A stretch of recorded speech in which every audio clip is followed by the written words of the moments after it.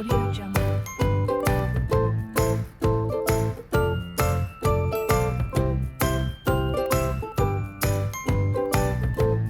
Audio Jungle.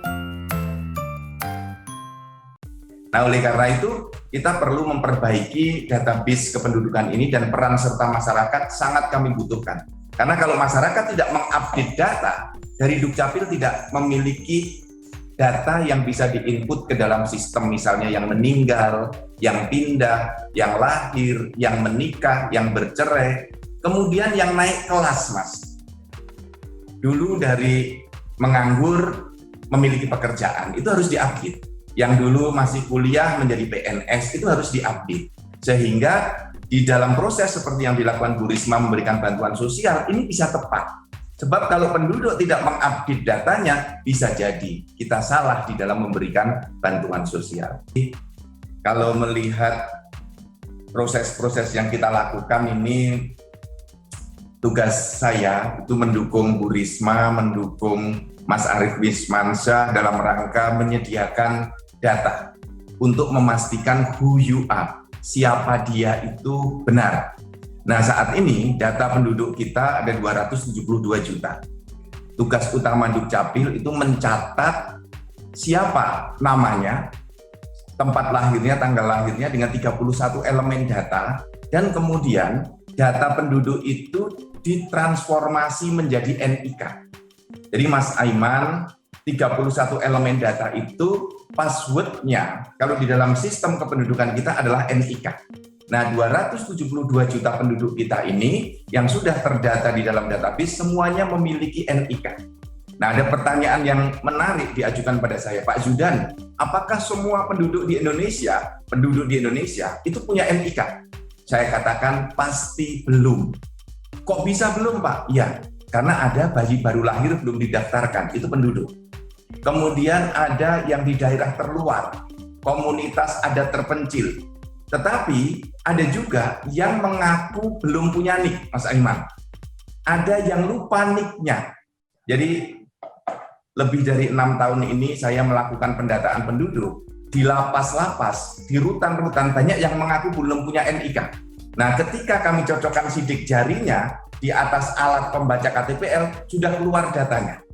Jadi disinilah kami mohon kepada seluruh masyarakat, bantu kami. Kalau ada menemukan komunitas yang mengaku belum punya NIK, hubungi kami akan jemput bola. Sehingga kalau ada penduduk yang masuk kategori miskin kronis, belum punya NIK, kami bisa memberikan treatment, melakukan pendataan. Seperti yang terakhir kami lakukan bersama Ibu Mensos di komunitas adat terpencil di Provinsi Jambi, di KAT, di suku Anak Dalam. Nah, di dalam proses-proses ini, Mas Aiman, 272 juta data penduduk kita itu sekarang sudah banyak digunakan oleh berbagai lembaga. Untuk apa? Untuk verifikasi.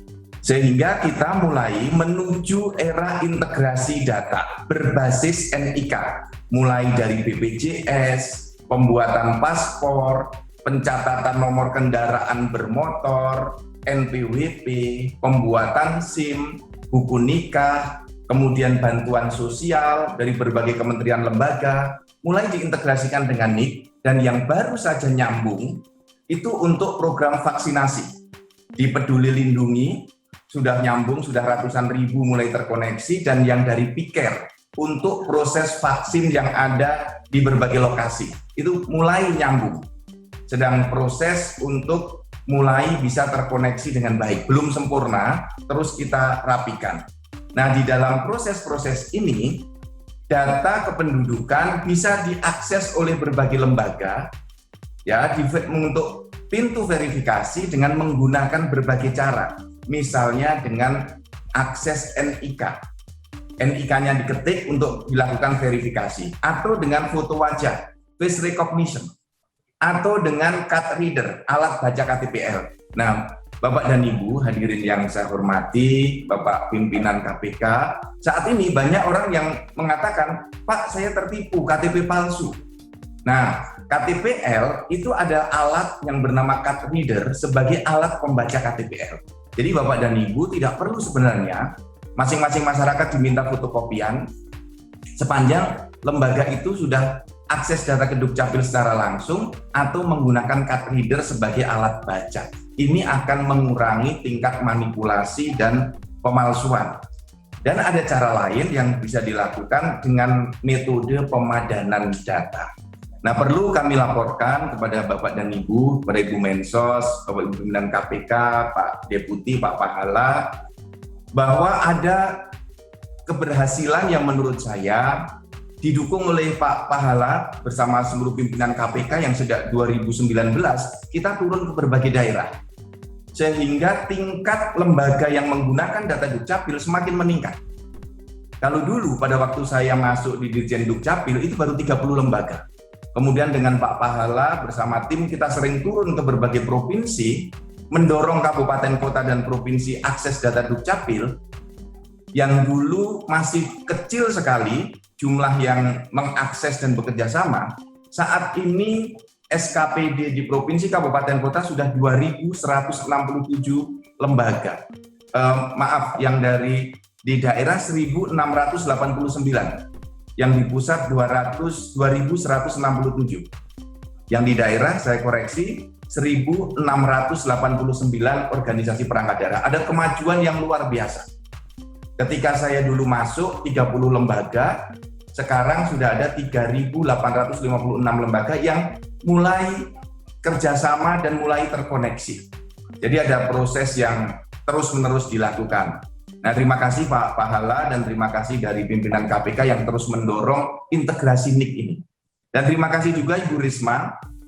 Ibu Risma ini menteri yang paling sering menelpon saya, kemudian sedikit ngomelin saya, Pak Zudan ini cepat-cepat datanya diverifikasi. Jadi di dalam catatan kami dari Mensos, Bu Mensos, itu sejak bulan Januari 2021 itu 10 kali melakukan sinkronisasi data. Ini luar biasa. Kalau yang kemarin-kemarin kan setahun 2 kali, setahun 3 kali. Ini sampai dengan bulan Agustus dari Januari 10 kali sinkronisasi data. Di data kami Januari 2 kali, Maret 4 kali, April 2 kali, Juli 1 kali, dan Agustus 1 kali. Sehingga kita bisa mengupdate data, sehingga data-data yang tidak ada NIK-nya kita keluarkan, yang data ganda bisa mulai ditemukan, sehingga kita bisa melihat bahwa ada proses updating untuk mencocokkan dengan yang meninggal, dengan yang pindah, dan seterusnya. Karena data kependudukan kita sangat dinamis. Setiap bulan itu rata-rata ada 500.000 penduduk yang berpindah. Setiap bulan. Kemudian yang lahir antara 80.000, ya rata-rata 80 ribuan. Pernah 113.000, pernah 45.000, ya, pernah 70.000. Kemudian yang meninggal dunia mulai dari 80.000 sampai yang tertinggi 128.000 di bulan Juli kemarin. Jadi proses transaksi kependudukan ini terjadi terus-menerus. Dan Ibu dan Bapak, kalau kita melihat ada satu proses integrasi antar kementerian lembaga yang menyelenggarakan program-program bantuan sosial ataupun program lain yang berbasis NIK, misalnya dari Kemensos, Kemenak, Kemendikbud. Data ini kemudian sudah bisa kita lakukan pemadanan dan pencocokan. Sehingga kita bisa tahu di dalam sistem kita tampak satu penduduk ini punya mobil, punya bantuan apa, dapat bantuan apa, itu sudah bisa mulai kelihatan. Dan ini nanti kami akan terus bersama kementerian lembaga untuk mulai memilah yang sudah dapat bantuan A mestinya tidak perlu dapat bantuan B, atau kalau secara aturan masih bisa dapat bantuan, berapa maksimalnya yang bisa dia dapat bantuan. Misalnya kami mengambil salah satu contoh NIK saja. Kami blur gambarnya, dia punya 2 kendaraan bermotor. 1 motor, 1 mobil, menerima bantuan sosial PKH, menerima PBI, menerima BPJS Kesehatan, peserta BPJS Kesehatan, dia masuk dalam DTKS, dan dia juga menerima subsidi listrik PLN. Nah, nanti kita lihat, ada yang lain, dia juga menerima PKH, ada PBI, masuk di DTKS, dia juga menerima BPNT, bantuan sosial beras, PK dan seterusnya. Nah ini coba nanti kita bisa terus melakukan sebuah sistem yang bisa memilah dan memilih agar ada ketepatan atau lebih akurat lagi di dalam pemberian bantuan sosial. Nah, tentu saja ini butuh bantuan kita semuanya. Apa yang perlu yang saat ini terjadi? Jadi Bapak dan Ibu, di dalam data kependudukan kita, itu ada penduduk yang namanya hanya 1 huruf. Ada banyak yang 2 huruf. Nah, ini belum matching dengan sistem di perbankan. Kemarin kami bersama Ibu Mensos rapat dengan Himbara. Kalau datanya sudah sama dengan data kependudukan, mestinya bank tidak perlu menolak. Karena datanya sudah cocok. Who you are-nya sudah benar. Nah, di Indonesia juga banyak penduduk yang tidak mengisi nama ibunya. Dulu entah lalai, entah apa, nama penduduknya, nama ibunya kosong. Nama bapaknya juga kosong. Nah, mestinya perbankan tidak perlu menolak sepanjang cocok dengan data di Dukcapil. Nah, kemudian juga di Indonesia itu ada penduduk yang namanya menggunakan angka. Nah, di dalam sistem perbankan kita, semuanya harus berupa huruf. Padahal real penduduk ini namanya menggunakan angka. Karena di Indonesia, Ibu dan Bapak, kita belum memiliki pedoman untuk pemberian nama. Di Dukcapil, Pak Prof, mohon maaf Prof. Boleh dicontohkan Prof tadi yang cuma 2 huruf misalnya namanya apa dan pakai angka misalnya. misalnya kalau di sini saya tidak ada, nanti tolong kawan-kawan nanti di pas tanya jawab kita bisa share screen ya nanti ya setelah ini biar dibukakan di dalam slide. Misalnya ada nama Naja, nama AA gitu ya, nanti kita buka. Dan namanya IT dan NA70. Ya. Namanya NA70. Yang Ada 2 huruf nama ya. itu. Terus ada namanya yang NA70. Itu mungkin Nabi 70 itu. Ya. Oke. Ada nama Naja pakai angka 7 gitu ya. Bu Risma ingat itu ternyata. Nah, Oke. nanti di bagian tanya jawab kita akan tayangkan. Ya, dan itu bermasalah ketika menerima bantuan atau Mau masuk dalam buka data rekening DTKM. bank, Mas.